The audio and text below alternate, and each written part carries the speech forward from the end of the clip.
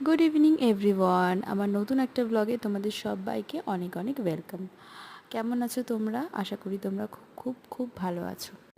তো আজকে দিনটা ছিল সানডে, আর আমি সকাল থেকে দুপুর অবধি কী করলাম তোমাদের সাথে শেয়ার করছি। যদিও সবটা আমি ভিডিওর মধ্যে তুলে ধরতে পারিনি, কারণ আমার বাচ্চা খুবই ছোট, তাই যতটুকু পারছি আমি তোমাদের সাথে এই ভিডিওতে শেয়ার করার চেষ্টা করছি। তো ঘড়িতে তখন 7:30 বাজে।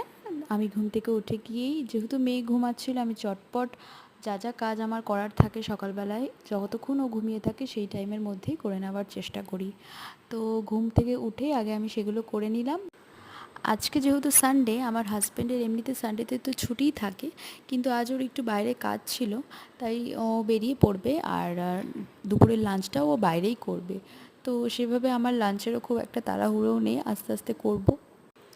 দিদা যেহেতু ব্রেকফাস্টটা বানিয়েই রেখেছিল, তাই ব্রেকফাস্টের কোনো চিন্তা ছিল না। চটপট আমি স্নান করে নিয়েই নিজের ব্রেকফাস্টটা সেরে ফেললাম। ইতিমধ্যে আমার মেয়ে 2-3 বার উঠেও গেছে, তার মধ্যে ওকে নিয়ে ঘোরাফেরা করিয়ে, ওকে স্নান করিয়ে আবার ঘুমও পাড়িয়ে দিয়েছি। মেয়ে হওয়ার আগে অবধি সানডে মানেই ছিল ঘুরতে যাওয়ার দিন, বন্ধুদের সাথে আড্ডা এসবভাবেই কাটতো। কিন্তু এখন জিনিসগুলো সব পাল্টে গেছে। এখন ভাবি কখন সানডে আসবে আর আমার হাজব্যান্ড ঘরে থাকবে, ওকে ধরবে আর একটু ভালো মন্দ রান্না করে আমরা খাবো। আমার যেহেতু চিকেন খেতে খুব ইচ্ছে করছিল, তাই আমার বর আমাকে চিকেনটা এনে দিয়ে ও বেরিয়ে গেল। তারপর আমি ভাত আর চিকেন রান্না করলাম। দিদা একটা ভাজা করে রেখেছিল, এই যে তোমাদের সাথে লাঞ্চের থালাটা শেয়ার করে দিলাম। আমি তো চিকেন কষা দিয়ে নিজের লাঞ্চটা সেরে ফেললাম, এই যে তোমাদের সাথে শেয়ার করলাম আমার লাঞ্চের থালা।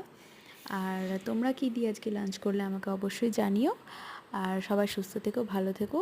আবার দেখা হচ্ছে পরের ভিডিও।